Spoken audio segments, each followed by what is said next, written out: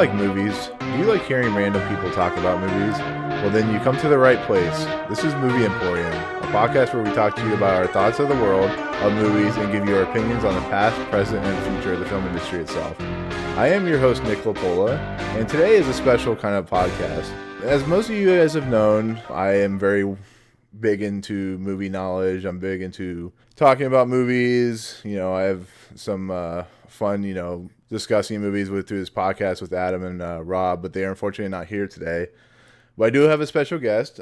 Most of you have heard me talk about my grandmother, Eve Lapolla. She worked in the film industry as the film commissioner of the state of Ohio.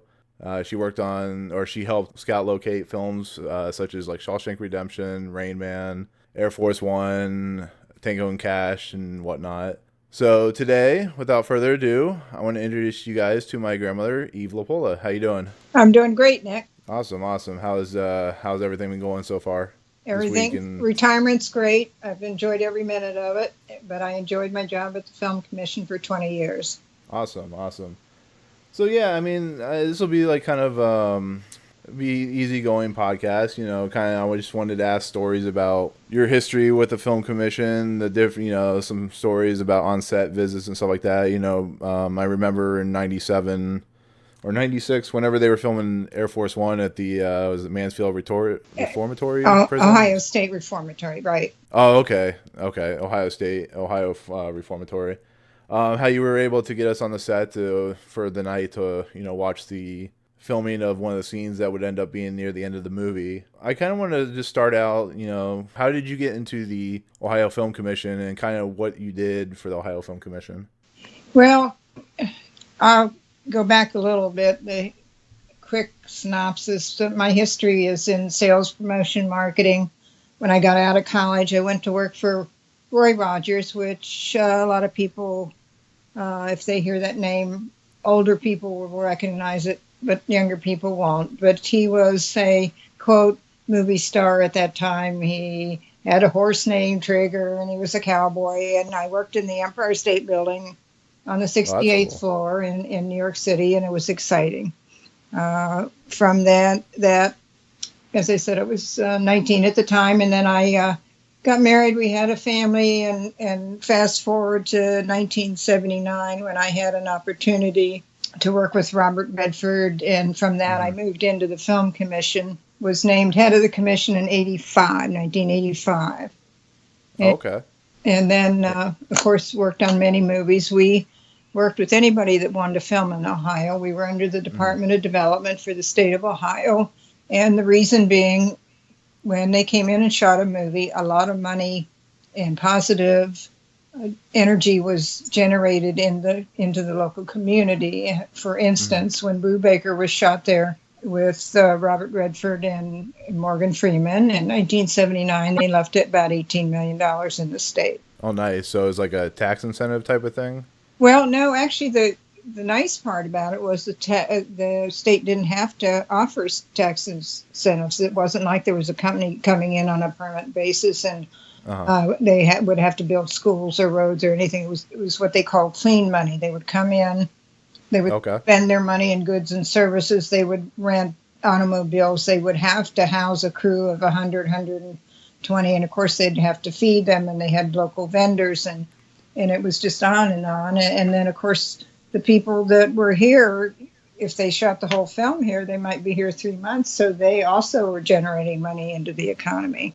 Yeah, because you would you would hire a bunch of local union people to help build sets. And correct. We worked very closely with the unions, and they were part of the crew. And then it would bring a large portion of crew from LA. And then if you had a prison movie like Shawshank or Boo Baker or Tango and Cash, they needed a lot of extras, and they would hire the local people as extras. They sometimes needed hundreds and hundreds of them every day. So the local community benefited.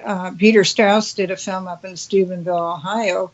It was a movie of the week, and Peter was also one of the producers on the film. And when I talked to him, he was shooting in a little town called Steubenville on Mingo Junction, which was a depressed area because of the steel mills being closed down. And I asked him if he wouldn't consider hiring unemployed steel workers as extras for the film, and he took it one step farther. He committed to only unemployed steel workers whose benefits had run out be hired as extras, and that was great. Right. I mean, you have all these people that are out of work because of the mills, and at least this was enough money to put food on the table. Plus, if they were extras in there all day, they got 2 meals. Yeah, it's crazy to think about because especially in this day and age, you know, with Detroit and all that stuff, and Detroit being a major film location in this day and age, it's kind of interesting to see that people were able to get jobs through the industry, stuff like that. Well, and the nice thing about a lot of these films that come in, there are other stories that people don't know or hear about. There was a film that was shot down in the Nelsonville area, and the producer read in the local paper, because they housed in Columbus, he read about a young girl that needed a kidney transplant. And, Oh wow. and they ended up selling all the props that they bought here that they weren't going to take back to LA, and they were all donated to this child's family. And you'll find stories like that all the time of people with their generosity on different films. I worked on a film called Teachers, which was shot at Central High School in Columbus. Right. And that was with Nick Nolte, Judd Hirsch. And the art director, his last name was McDonald, loved Central High School. And when he found out it was going to be torn down because it was no longer useful as a school, he went to the mayor of Columbus at that time. It was Buck Reinhardt, and convinced them not to tear it down. And now it's COSI. Yeah, that's right across from the Capitol building, isn't it? Correct. I mean, it doesn't look like Central High School anymore, but at least they saved the building. And yeah, that's cool. that leads to Shawshank. I was gonna ask you that a little bit later, but yeah, you're more than welcome to go ahead and tell the story about it. Well, I worked with Frank Darabont, who had contacted me. Frank is the writer and director on Shawshank. And he needed a prison to shoot this film. And when I read the script, I just thought the script was wonderful and didn't know at the time who was going to be in the film. Sent pictures off to Frank. Actually, I met him in LA and took pictures to him, and he loved it. They came in, they scouted, and the unfortunate or fortunate part of it was the prison was about to be torn down because they just built a new prison less than a mile away. And I talked to the warden's assistant, a man by the name of Dennis Baker, and they had shot Tango and Cash there. Okay. But when they shot Tango and Cash, it was occupied. We have a situation where they want to tear it down. I made a call to the governor. The result of all this was the property was donated and declared a historical building. They sold it to the city of Mansfield for $1. It has now become a destination for the tourist industry. You can take tours of the prison. It's a wonderful piece of architecture. Yeah, it is. Yeah, I mean, I went to visit it about a week ago. I could not believe there was a line out the door of people waiting to buy tickets to get in. And it's, I think, $10 or $12 a person, but it's well worth every single minute of it. Yeah. Then they close it down in September and prepare it for the haunted house, which is all of October, which I've never gone, but I understand it's great. Right. That is another example of what happened as a result of filming. Again, that movie left about $18 to $19 million because they shot the whole film there with the exception of the very last scene. Right, which they shot in Bermuda or something like that. Correct, down in the Bahamas. Yep. Okay. You know what's funny about that movie is it's the one thing that so when you go to IMDb, the Internet Movie Database, or you talk to people, they talk about how much they love that movie. and they talk about how great that movie is, and it's interesting to see because when you walk through a prison like that, for instance, when I went to the Air Force One set, it's amazing to see. It's just a prison. It's it wasn't like kept up to date, so it had like an old feel to it, but it's incredible to see that you were able to contribute not only to getting that movie made there, which kind of gives me a connection to the movie, which is now really famous, but you were able to save the prison, and now not only is it a famous location, but it's also a historical landmark as well now. Right, and a tourist destination. Yeah. Yes. Unfortunately, it seems we tear things down that we no longer have a use for. And when you look at this building, there were 3 prisons in Ohio that were built around the time of the Civil War. Mm-hmm. One of the prisons was in Columbus, which has been torn down. One was in Cincinnati, also torn down. So Mansfield's the only one we have left, and it's just a fantastic location and a piece of history.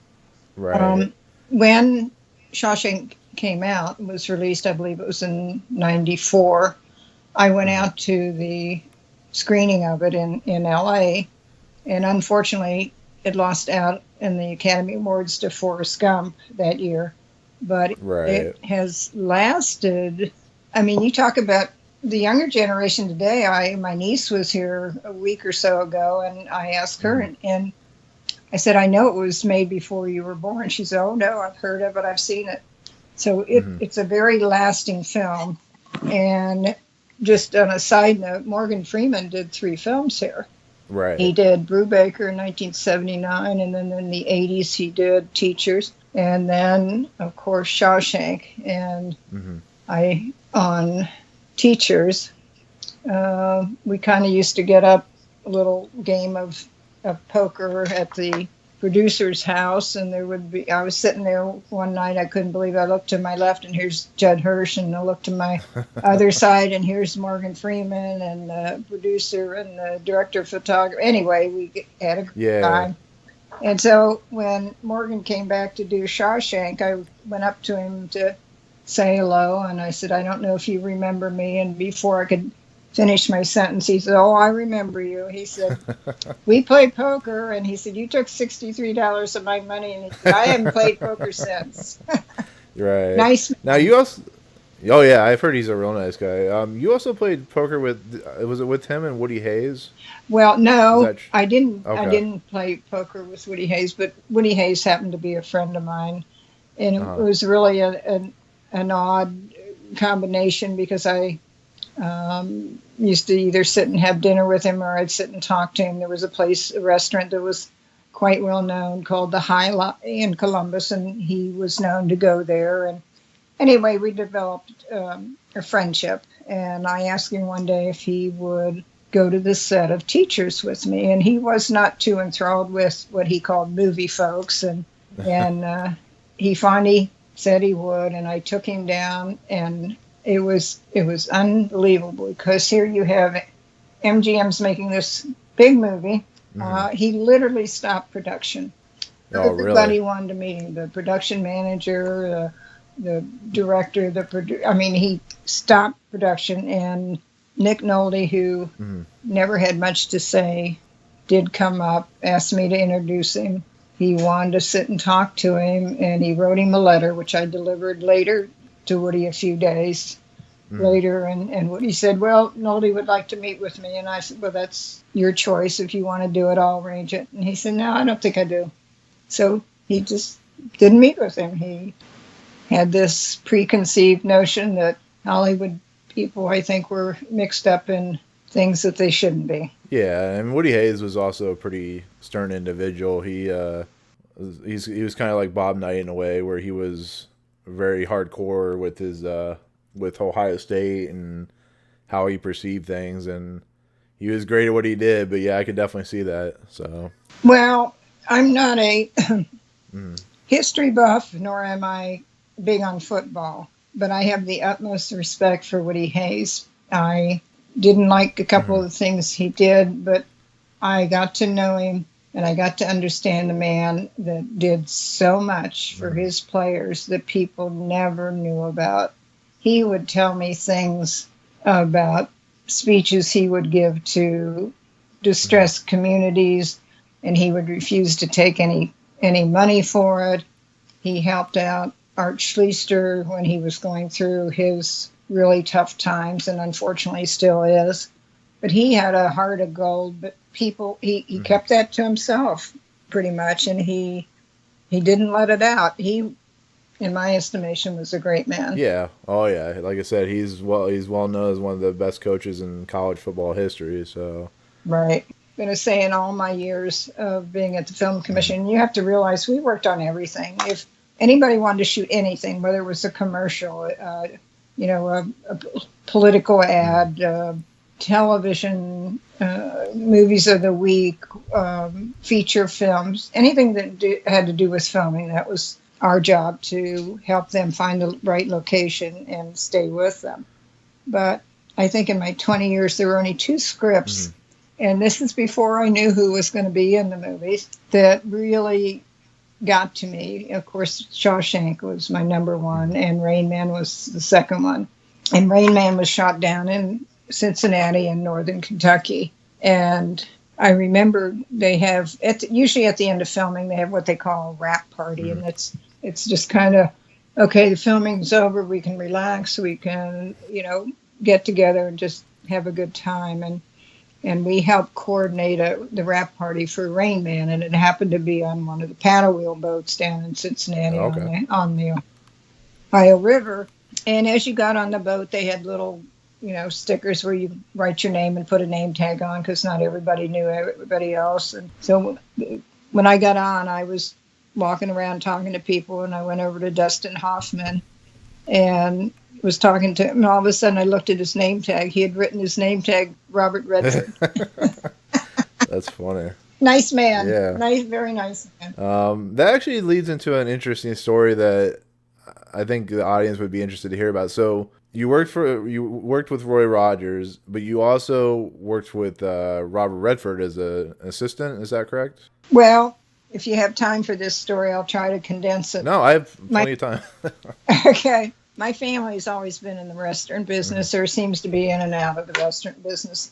So after the Roy Rogers stint, I got married and we had a family. We lived in New York and then moved to Ohio to get into the restaurant business. And we moved to Ohio in 1968. And unfortunately, my husband, he and I ran, it was a fairly big restaurant. He died suddenly in his late 30s. Right. I sold the restaurant after a year after he died.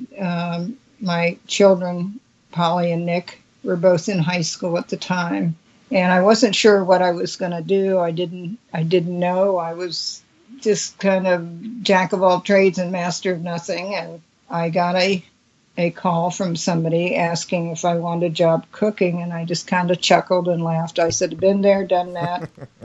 It's hard work running a restaurant, because when you run a restaurant, if somebody doesn't show, you're it. Whether it's tendon bar or waiting tables, you have to jump in there. Dad tells me all the times about Cheesecake Factory and how busy he got.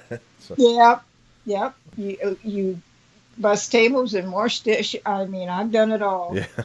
So this friend was with the Film Commission, and she said, "Well, it's cooking for Robert Redford." And of course, my ears perked up, and I said, "Whoa, I'm going to reconsider this offer here."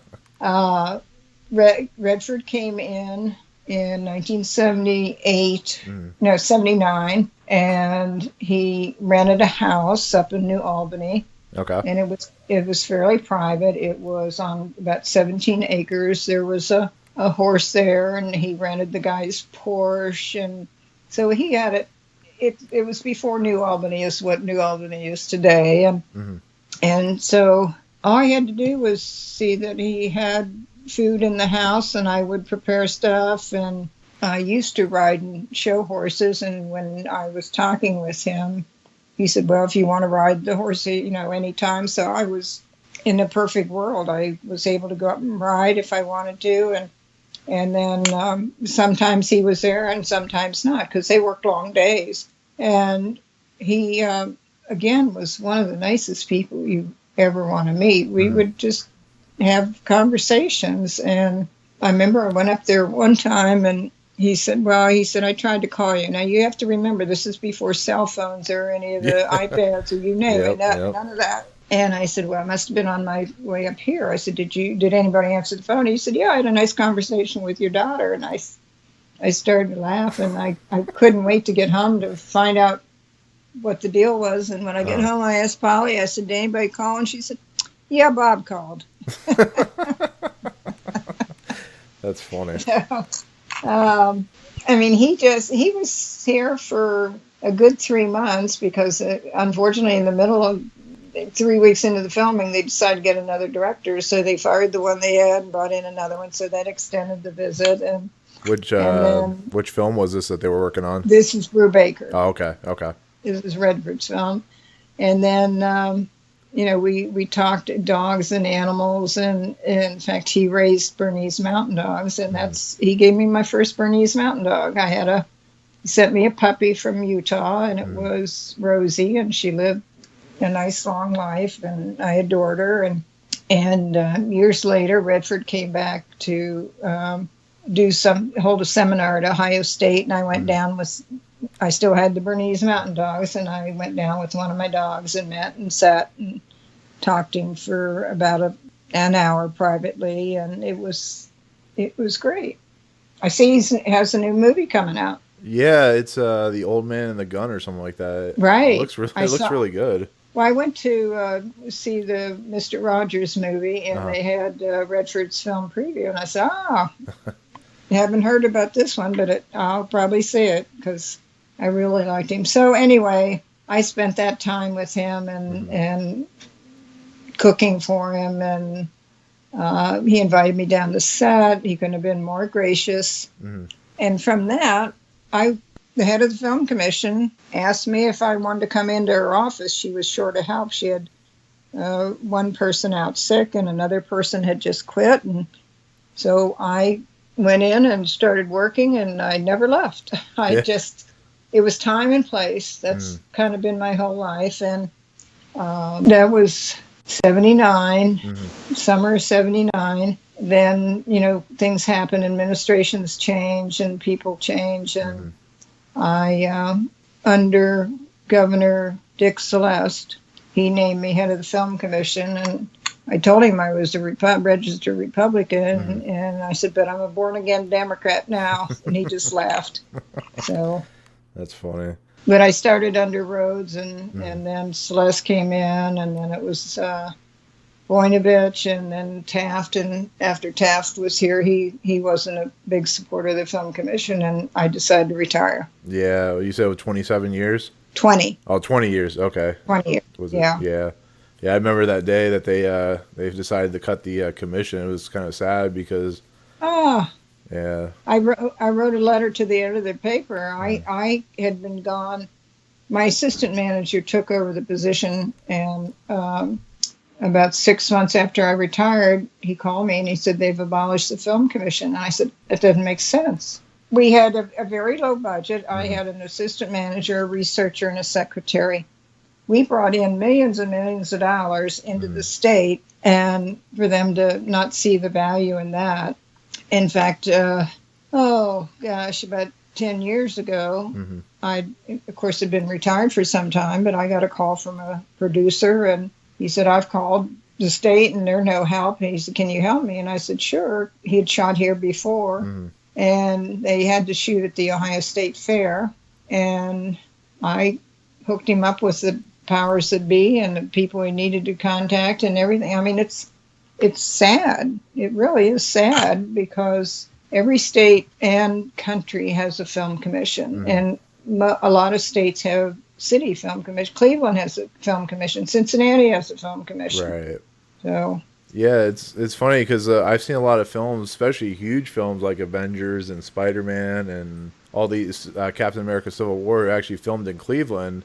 And it'd been interesting to see if they were actually able to ever. I know Cleveland kind of looks like New York in some spots, right? But yeah, no, it's the same way down here. They had $100 million tax incentive that they passed several years ago, and whenever I don't know what happened, but they ended up canceling that tax incentive, and all the jobs down here basically migrated to Atlanta and Vancouver and Toronto and Detroit because they were willing to offer so much money up there. That's why all these movies are filmed up there now. Well, it's tough to work with tax incentives. The state doesn't want to give them, but when all the states around you are given some type of incentive, you have to be creative and come up with another option. But we used to lose a lot of filming to Canada, and one was because of the unions, and the other was because of the dollar rate. But Right. there are a lot of places in Canada that can cheat for New York very easily. And Right. they can, if you're on a low budget film and every penny counts, Canada is the better place. But if they need a unique location like the Ohio State Reformatory or something like that, you have to try and work out the best deal. I mean, when Frank Darabont came in and we started talking, and then I worked with the location manager, Kokai, and I went straight to the mayor of Mansfield and sat down. It was a woman, Lydia Reed, and I explained to her, I said, this is what's going to happen. This is what it means for your community, and this is what I need from you. And I'm the liaison if there's a problem or whatever. You have to get the cooperation of all these people to make it a positive experience, because once they've shot here, they go back and talk, and if it's positive, they'll repeat it. If it's negative, they'll tell 10 people. They just, so you have to back up whatever it is you're doing with good intent, and it sometimes gets hard. I've had a situation where this one director wanted this one location, and the State Highway Patrol said, no, it's too dangerous. We won't let you do it. And he did it anyway. And I said, I'm not responsible. I'm telling you, you can't do it. And he did it. Luckily, nothing happened. But if something did, I mean, that could have been disastrous. The amount of protection and the permits that you need, and even when I was going to film school, people, if you would say you scouted a location in a house or something like that, if they didn't want you shooting there and you did it anyways, and then they're suing you and it becomes a problem, and it's amazing to see how difficult it is sometimes to find a location and how people can be uncooperative and all that good stuff. So well, we had a situation on the ones that shot in Nelsonville. It was a 20th Century Fox film called Mischief. And they shot in Canal Winchester, and they shot in Nelsonville. And Nelsonville was great. They were fantastic. Nelsonville is a small town square, and they had, at that time, 17 businesses. It was perfect for the location that they wanted for the film.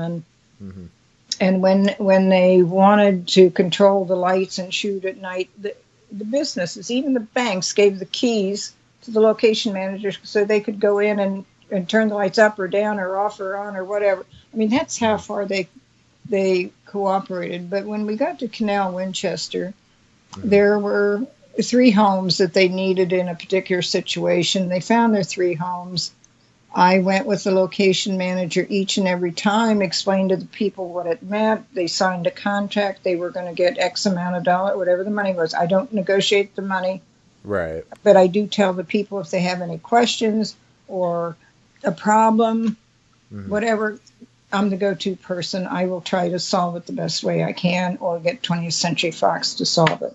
What happened is an elderly woman in one of the homes was very happy with everything. 20th Century Fox said, well, your house is going to be the main house, so we want to come in and put different furniture in here.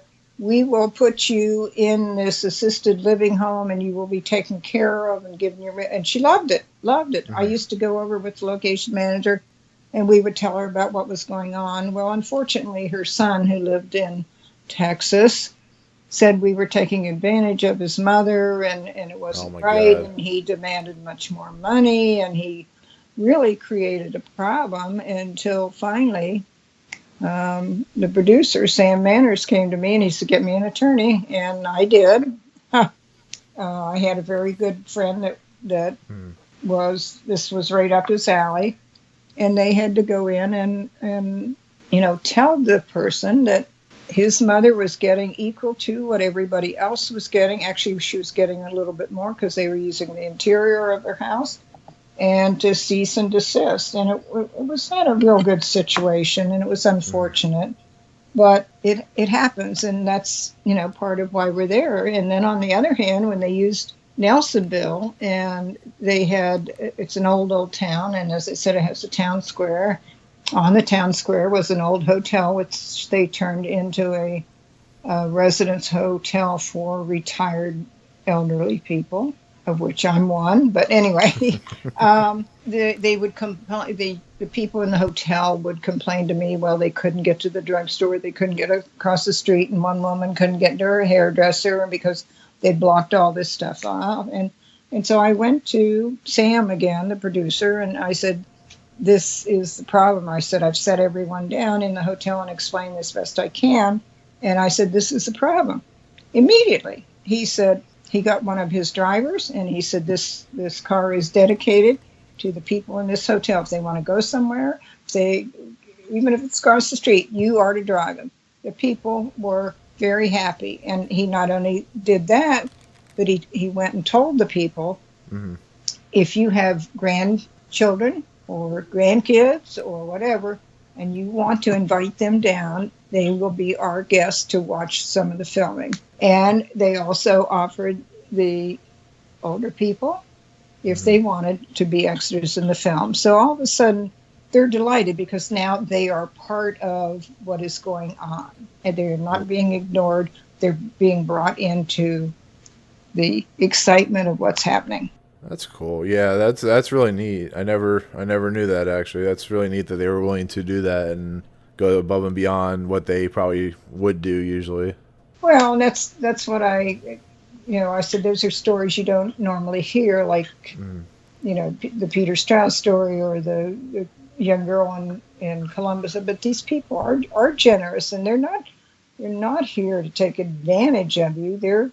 They're here to spend their money, and that's why we want them coming here. Jodie Foster did a film in Columbus called Little Man Tate.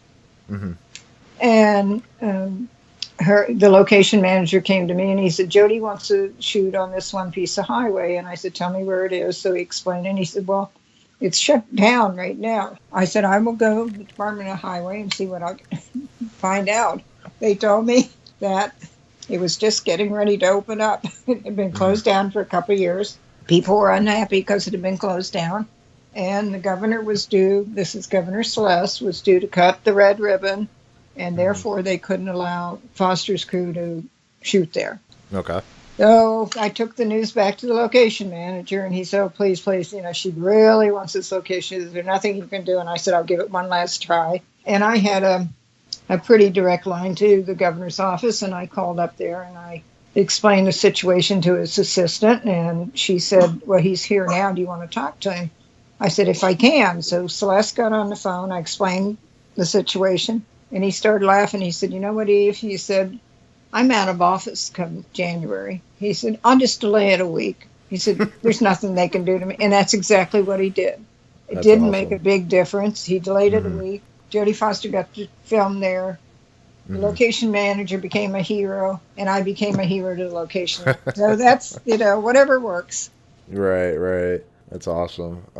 Yeah, something that's interesting about location scouting and just filmmaking in general is, even though Rain Man was filmed in Cincinnati, literally the first 10-15 minutes of the movie are set in Cincinnati. Everywhere else is filmed like Las Vegas or LA or on the roads to LA. It's something people don't realize is what I gather, and you can what's the word? You can expand upon it, I guess I should say, is a location commissioner, scout, whatever you're doing, you guys are there to find a specific piece that the director needs, or the producer, whoever is managing the movie itself, and you guys have like a book of, let's say for instance somebody wants to film in a prison.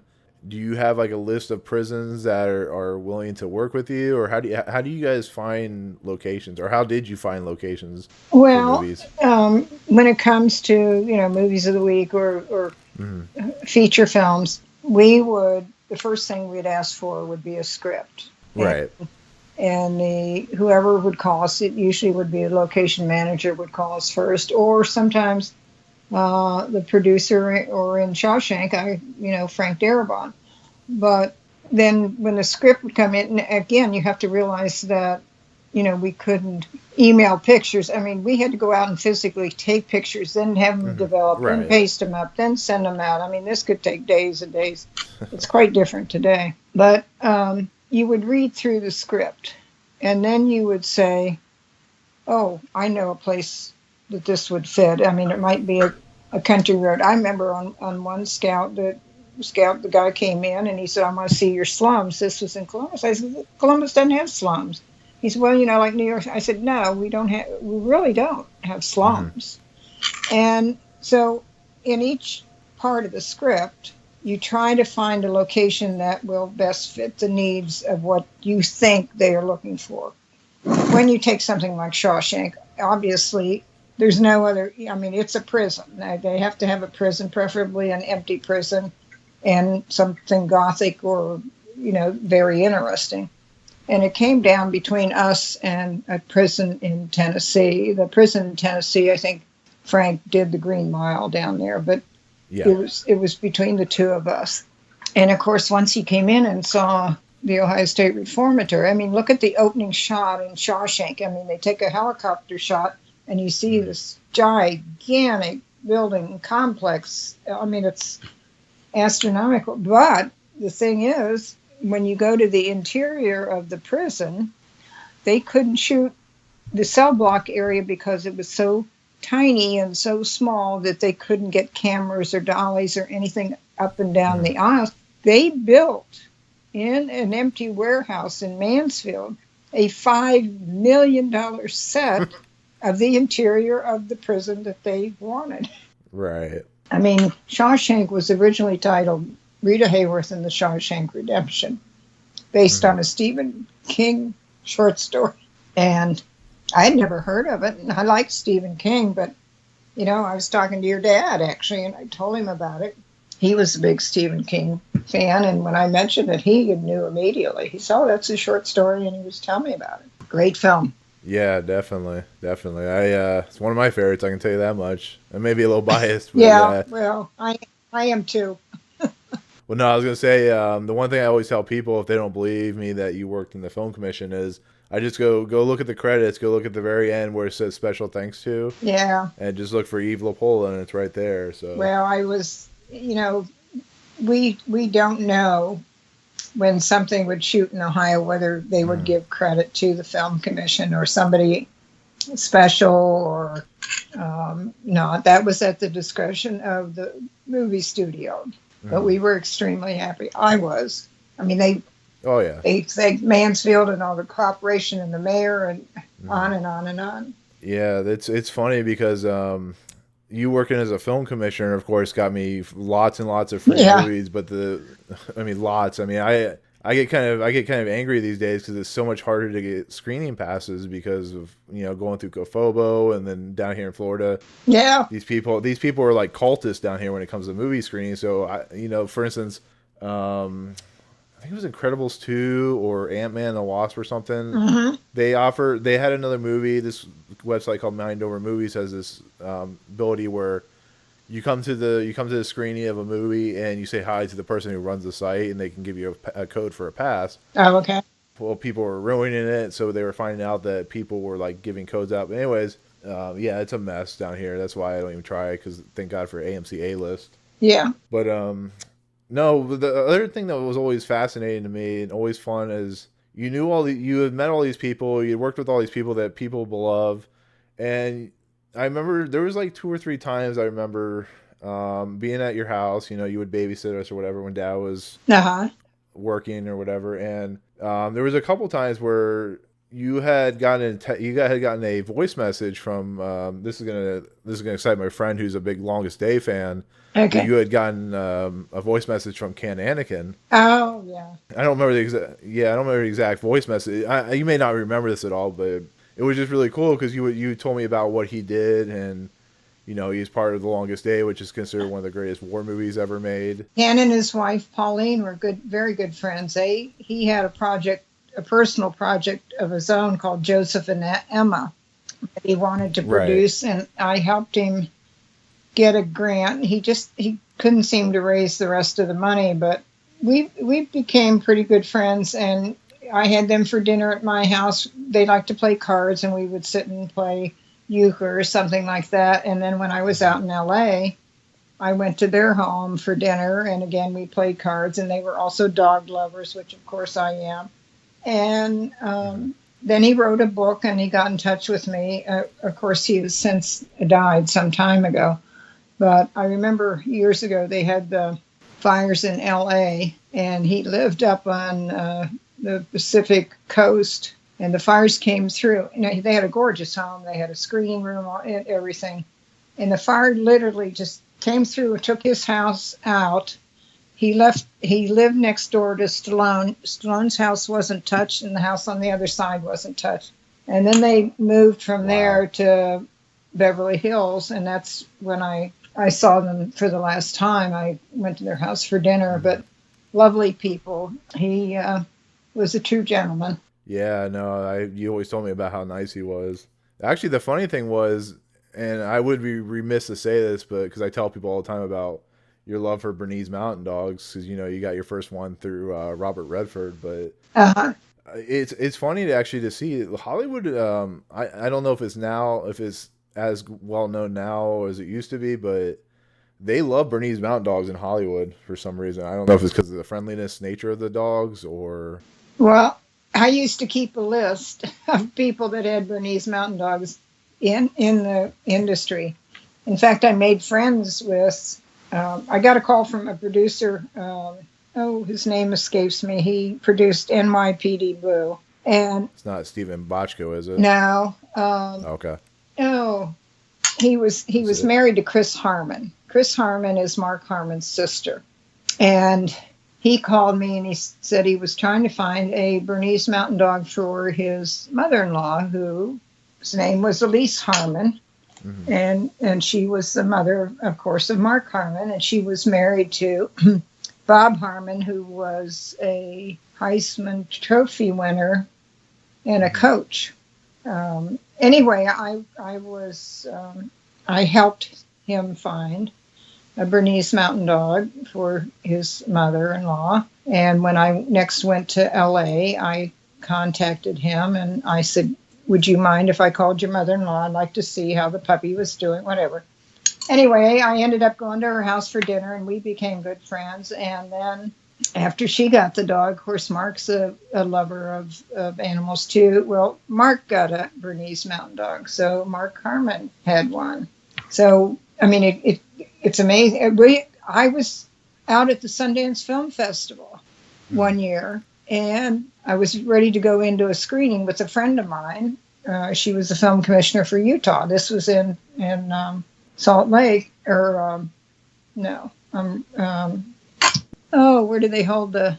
What, Sundance? Sundance, Park City. Park City. Yeah, Park City, Utah. Okay, yeah. We were in Park City, and we were getting ready to go to a screening, and William H. Macy happened to be in the film, and he and his wife were being interviewed before the screening started, and my friend and I started to walk by, and I had a shirt on that had a embroidered little Bernese Mountain Dog on the side pocket, and all of a sudden he saw that, and he stopped me and ignored the reporter, and he said, Bernese Mountain Dog. I said, yes, I know you have one. You got one from a friend of mine whose name's Bobby Effner, and so we talked Bernese Mountain Dogs the whole time, and the very next year, when I went to Sundance again, I'm walking down the street of Park City, and all of a sudden I see Macy coming, and I stopped, and we took a picture together and started talking about dogs.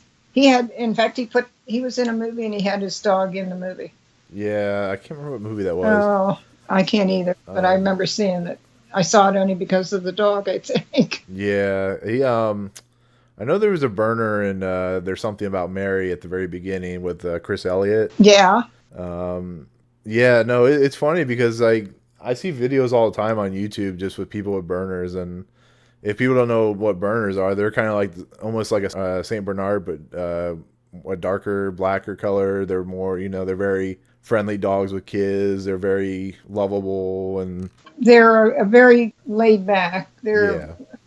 what's considered a working dog. They come from Switzerland originally. They are a tricolored breed. They are black with white on the paws and the tip of the tail and some white on the face, and then they have rust color also on the paws and on the face. All the ones I've had, and I've had, I think, 8 total, have been fantastic, but they're big dogs. Yeah. I had Nico. He was 140 pounds. They're not, as I said, they're not as big as a Saint Bernard, but they're big, lovable dogs. Yeah. The unfortunate part is they don't live long enough. Big dogs just don't have a long lifespan, and they break your heart. I'll tell you that. Yeah, they do. But I remember actually there was one time with I was at your house and you had played back this voice message again. You played back a voice message of Hans Zimmer's wife. And oh yeah. It had to do with burners, which was funny. So she called me at the office and identified herself. And I said, "Holy cow! This man got an Academy Award for Lion King." Yeah. And she said, "Well, he's always wanted a burner." And I said, "Well, how did you get my name?" And she said she was talking to Bob Redford, and he told her to call me. And I thought, so I became the dog lady of the film commission, I guess. I had a friend who laughingly said, "You've gotten more movies because of your dogs than anybody I know." And well, it just happened that way. But right. Redford did come back in town years later, and I had he was, maybe I'm repeating myself, but he did a seminar at Ohio State, and I took one of my dogs down to see him, and I had a nice kind of private hour with him, and we talked dogs and what's going on, and as I said again, very, very nice man. Awesome. Yeah, I was actually going to ask you, so the one thing that you had in your house before you sold it was all these pictures of people that you had met, things you had done, within the film industry. You had your grandkids and all that stuff. The one picture I always remember looking at is you were able to get onto the set of Cheers, right? You were able to visit the set? Right. Actually, I had a friend that worked on Cheers, and when I'd go to LA on a sales trip or for the convention or the trade show out there, she was nice enough to invite me to a taping of Cheers. And then this one particular year, I can't remember what year it was, but she said, "We're shooting the last episode of Cheers." She said, "Would you like to come?" I said, "Oh, I'd love to." And then at the end of the show, she said, "You want to get a picture?" And I said, "What?" And she said, "Yeah, they're going to take pictures with all these mucky mucks." And I said, "But," and she said, "Come on, I'll get you." So I ended up in the middle between Ted Danson. I changed it. It's now on my Facebook page. So if you look on the Facebook page, and I'm sitting there, and I loved the picture. And Ted Danson said, "Well, who are you so important about it?" I said, "I'm nobody." I said, and I explained who I was. And of course, Woody Harrelson was standing behind me, and he's from Ohio. And then I was, what's her name? Who played the lead at that time? The lady lead? Yeah. It was either Christy Alley or Shelley Long. Christy Alley. Okay, Christy Alley. And she started talking. She said, "Well, I have a project I want to do." She said something about scouting for her film. And so we had a nice, very brief conversation, because they were pushing people in and out that they wanted to make sure they, get pictures with. But I was very fortunate, thanks to my friend, that she got me to take, in to get that picture taken. So now I went on the set of Judd Hirsch did a sitcom for a short period of time called Dear John, and I went to visit him on set. And there were, when I'd go around to visit the studios like Paramount or Fox or MGM, whatever, if they were shooting something, they were always nice enough. They were good to film commissions. They always, said, "Would you like to take a look?" or what. I was on the set at Paramount, and he said, we're doing a pilot for a new show, and it's the one about the two guys that were pilots. I can't remember the name. Wings? Yes. Oh, you were on the set of Wings. That's cool. And it was the first day they were shooting, and this was the pilot and whatever. We got on the set, and Mike is the Schoenbrunn is the one that showed me around. And all of a sudden, we're standing there, and an earthquake hit, and they Oh, evacuated every. wow. I mean, there wasn't a lot of damage or anything, Mm, but they evacuated everybody, so I didn't get to see a lot of that. But right.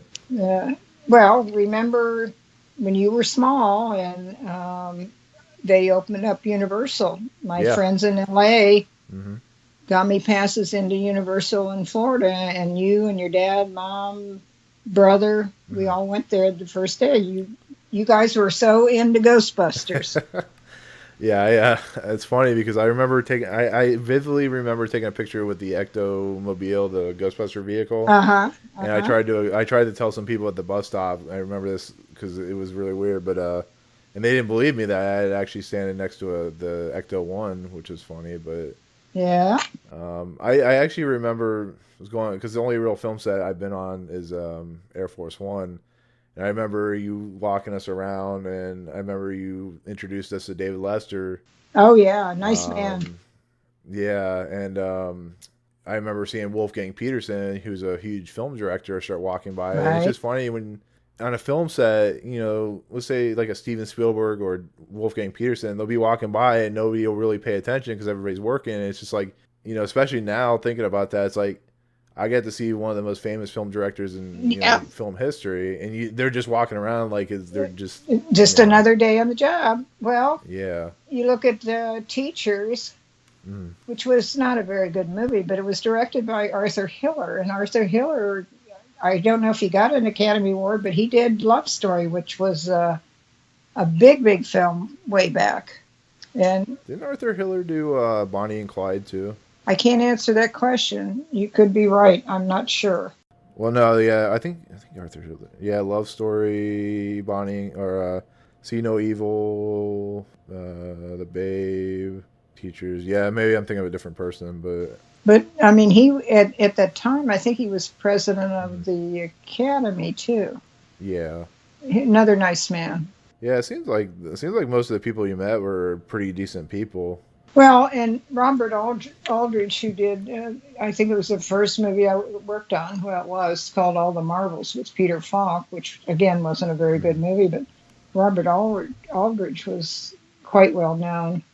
And I remember talking to him because when he came in to scout, and you could tell he used to be a football player. I mean, he had huge legs and whatever. And I was talking to him one day, and I said, somebody asked me to describe you, and I said I couldn't think of anything to say except I said you're a good-looking Woody Hayes, and that's what he looked like. But he was also very, very nice. I ran into very few people that I wouldn't want to work with again. Right. Do you remember a guy named Mark Johnson? Oh yeah. Well, Mark Johnson Okay. was the producer on Rain Man. Yep, yep. I always tell you because every time I go to see a movie, because he's a very well-known producer in Yes. Hollywood right now. Yes. He worked on stuff like Breaking Bad and Downsizing, Loke and Lucky. He worked on quite a few Barry Levinson films, Yes. but Well, he worked he, on well, Barry Levinson directed Rain Man, and Mark was on that. And oh, who was the other? Who was the producer on Rain Man? Jerry Mullen. mhm. Jerry Mullen worked with Spielberg on, I believe it was Schindler's List. And Oh when wow, oh Jerry was that's here, uh-huh. and then he came back, and we helped put together.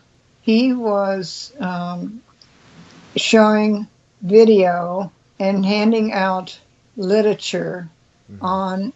on Schindler's List because Spielberg had made a commitment to the Shoah Foundation to make sure that all high schools in America had literature and information of what the Holocaust was and how Mhm. some people deny it ever happened. Yeah, Well, Jerry, there's some yeah. well, Jerry came in and he held down at the Wexner Center. As I said, we helped put it together, and I worked with Les Wexner's wife and Abigail, and they helped fund this event. And they tried to reach out into the local Jewish community for any survivors of the Holocaust. And it was an incredible evening because Jerry got up there and talked, and then some of the people in the audience got up and talked about it. And these people, in the Holocaust, these people were tattooed with a number on their hand or arm or whatever. And these people had the tattoos, and that means they were in the concentration camp. And they, by a miracle, they survived. And there weren't that many that did when you think of how many millions of Jews that they killed.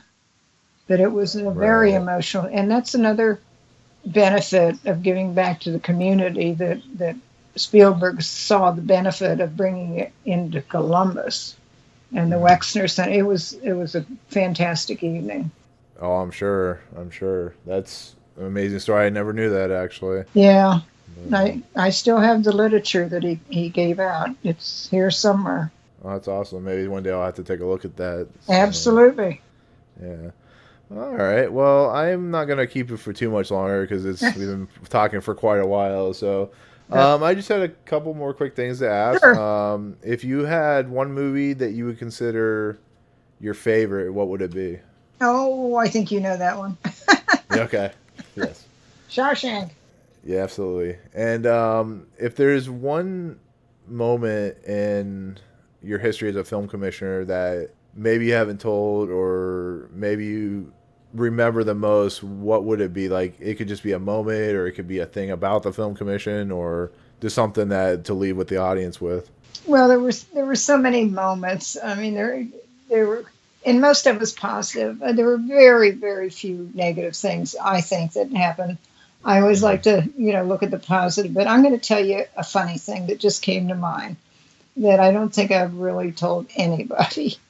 And if Robert Redford ever hears about it, I think he'd laugh too. But there was a day that I was up at Redford's, and I was in the kitchen, and it was a big kitchen with a nice center cooking area.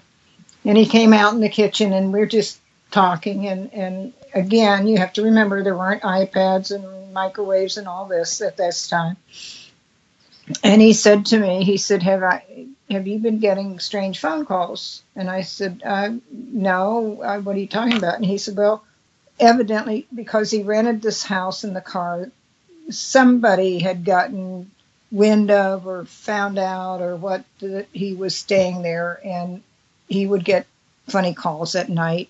And I said, no, I haven't been getting any calls. And he said, well, the phone would ring, and I'd pick up the phone, and he said there'd be some girls giggling or something or other. And I said, no, hadn't happened to me.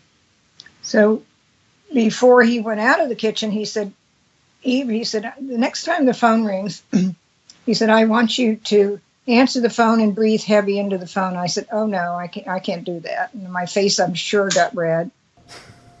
and he repeated the request, and he left the kitchen. So when he left the kitchen, I just quietly went over and took the receiver off the hook and laid it down on the counter. And so it was disconnected. And a few minutes later, he came out and he looked at the phone. He said, "Did you take it off the hook?" And I said, "Yeah." And he said, "No, I'm going to put it back on. And if the phone rings, I want you to breathe heavy into the phone." And I looked at him and I said, "No, can't do that." And so he got about halfway across the kitchen. The phone rang. He looked at me. I looked at him. And I didn't move. And he said, "I'll get it." And he went over, answered the phone. He starts breathing heavy into the phone. And all of a sudden, because he's very fair, I see his face get just red as can be. He turns his back to me and he's talking into the phone. And when he gets off, he looks at me and he starts laughing. He said, "That was my producer in LA. And I had to spend 10 minutes explaining to him why I was breathing heavy in the phone." And we both started laughing, and I just looked at him. I said, "I am so glad you answered the phone." That's funny. Yeah. Oh So God, that was my funny story for the day. Oh, that's awesome. So, all right. Well, I thank you so much, Grandma, for Sure, coming anytime. on here. Okay. It's been I've actually learned quite a few things that I didn't even know about, and I've known you all my life. So Well, I'm sure Um, there's a lot more. I just can't quite think of them right now. But oh, that's fine. That's fine. next time I'm I'll sure. jot them down. Yeah. So, all Okay. right. Go ahead. Go ahead. Nothing. I was just going to say thank you for thinking of me. I appreciate it. Oh, Love you. absolutely. Yeah, definitely. So, all right, guys. We'll go ahead and end this special podcast with my grandmother Eve Lapolla. As always, if you want to find our content, just go to Movie Emporium on Twitter. It's at Emporium Movies. Also, you can go ahead and subscribe, rate, comment on all the various platforms. You can go through Audio Boom, which is where the main hub is for all our different sites. Definitely give a shout out to my grandmother who was nice enough to come on here to tell her stories about working the film commissioner, or work as a film commission. So with that, we'll go ahead and head out. And thank you so much. That's a wrap.